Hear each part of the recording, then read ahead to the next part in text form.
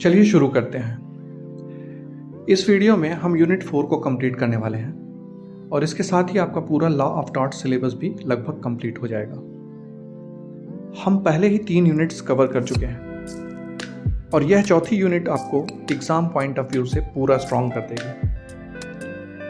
अब अगर आप इसे सिर्फ एग्जाम के लिए नहीं भी देख रहे हैं और आप लॉ ऑफ टॉर्ट्स को बेसिक से समझना चाहते हैं तो भी यह वीडियो आपके लिए बहुत यूजफुल रहने वाला है, क्योंकि इसमें हम कंज्यूमर प्रोटेक्शन एक्ट 2019 को बिल्कुल सिंपल लैंग्वेज में समझेंगे, रियल लाइफ एग्जांपल्स के साथ समझेंगे और इंपॉर्टेंट केस लॉज को भी आसानी तरीके से कवर करेंगे। अब समझिए कंज्यूमर प्रोटेक्शन एक्ट 2019 आखिर है क्या। यह एक ऐसा कानून है जो कंज्यूमर को प्रोटेक्शन देने के लिए बनाया गया है। सिंपल लैंग्वेज में कहें तो यह लॉ मार्केट में फेयरनेस बनाए रखता है ताकि कोई भी सेलर या कंपनी कंज्यूमर को चीट ना कर सके। पहले भारत में कंज्यूमर प्रोटेक्शन एक्ट 1986 था, लेकिन समय बदल गया। आज के समय में ऑनलाइन शॉपिंग बढ़ गई है, ई कॉमर्स प्लेटफॉर्म्स आ गए हैं, डिजिटल पेमेंट्स हो रहे हैं और फ्रॉड्स के लिए नए तरीके आ गए हैं। इसलिए 2019 में नया अपडेटेड एक्ट लाया गया। अब समझिए कंज्यूमर कौन होता है। कंज्यूमर वो व्यक्ति है जो कोई भी गुड्स या सर्विसेज खरीदता है अपने पर्सनल यूज के लिए। अगर वह चीज रीसेल या बिजनेस पर्पस के लिए ली जाती है तो वह कंज्यूमर नहीं माना जाता। सिंपल रूल याद रखिए, यूज ऑफ सेल्फ मतलब कंज्यूमर, यूज फॉर बिजनेस मतलब कंज्यूमर नहीं। अब इस एक्ट में कंज्यूमर को कुछ इंपॉर्टेंट राइट्स दिए गए हैं। सबसे पहला राइट है सेफ्टी का, मतलब कोई भी प्रोडक्ट या सर्विस ऐसा नहीं होना चाहिए जो कंज्यूमर को नुकसान पहुंचाए। दूसरा राइट है इंफॉर्मेशन का, मतलब प्रोडक्ट या सर्विस की पूरी और सही जानकारी कंज्यूमर को मिलनी चाहिए। तीसरा राइट है चॉइस का, मतलब कंज्यूमर को फ्रीली ऑप्शंस मिलना चाहिए। चौथा राइट है बीइंग हियर्ड का, मतलब अगर कंज्यूमर की कोई कंप्लेंट है तो उसे सुना जाएगा। पांचवा राइट है रिड्रेसल का, मतलब अगर नुकसान हुआ है तो उसे कंपनसेट किया जाएगा। और छठा राइट है कंज्यूमर एजुकेशन का, मतलब कंज्यूमर को अवेयर और इन्फॉर्म्ड बनाया जाएगा। अब इस एक्ट में एक पूरा रिड्रेसल सिस्टम बनाया गया है। अगर किसी कंज्यूमर को कंप्लेंट करनी होती है तो वह 3 लेवल्स पर जा सकता है। पहला लेवल डिस्ट्रिक्ट कंज्यूमर कमीशन है, यहाँ छोटे और लोकल लेवल के केसेस देखे जाते हैं। दूसरा लेवल स्टेट कंज्यूमर कमीशन है, यहाँ बड़े केसेस और अपील देखी जाती है।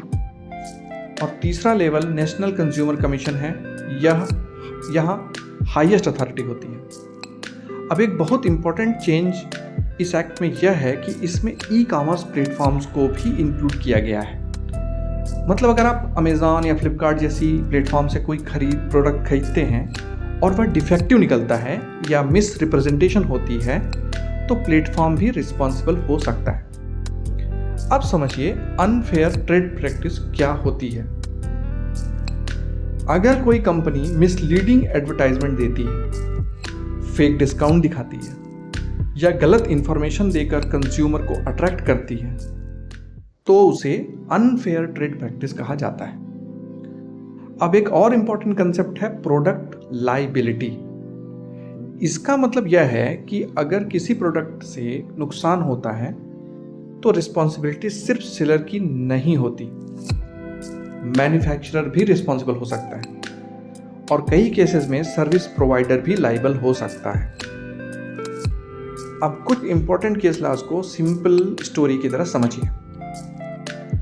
पहला केस है डोनोक वर्सेस स्टीवेंसन। इस केस में एक वुमेन ने जिंजर बियर पी और उसमें स्नेल यानी कि घोंघा निकल आया। कोर्ट ने कहा कि मैन्युफैक्चरर का ड्यूटी ऑफ केयर होता है कंज्यूमर के प्रति। यह केस मॉडर्न कंज्यूमर लॉ की फाउंडेशन माना जाता है।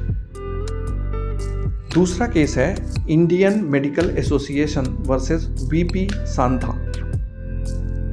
इस केस में कोर्ट ने कहा कि मेडिकल सर्विसेज भी कंज्यूमर प्रोटेक्शन एक्ट के अंदर आती हैं, मतलब डॉक्टर्स भी कंज्यूमर लॉ के अंडर लायबल हो सकते हैं। तीसरा केस है लक्ष्मी इंजीनियरिंग वर्क्स। इस केस में कोर्ट ने क्लियर किया कि कंज्यूमर वही होगा जो पर्सनल यूज के लिए प्रोडक्ट ले। कमर्शियल यूज वाले केसेस कंज्यूमर लॉ में नहीं आते। अब अगर सर्विसेज में डिले हो जाए या प्रॉमिस्ड क्वालिटी नहीं मिले तो उसे डिफिशियंसी इन सर्विस कहा जाता है, और ऐसे केसेस में कंज्यूमर कंपनसेशन क्लेम कर सकता है।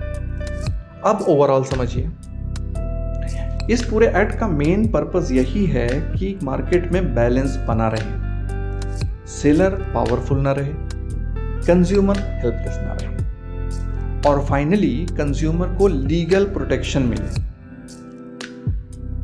और अगर आप ऐसे ही सिंपल लैंग्वेज में लॉ समझना चाहते हैं तो एक और एग्जाम की तैयारी कर रहे हैं तो चैनल को सब्सक्राइब कर लीजिए। और अगर यह वीडियो हेल्पफुल लग रहा है तो लाइक और शेयर जरूर कर दीजिए, क्योंकि इससे मुझे पता चलता है कि मैं आपके लिए सही कंटेंट बना रहा हूँ।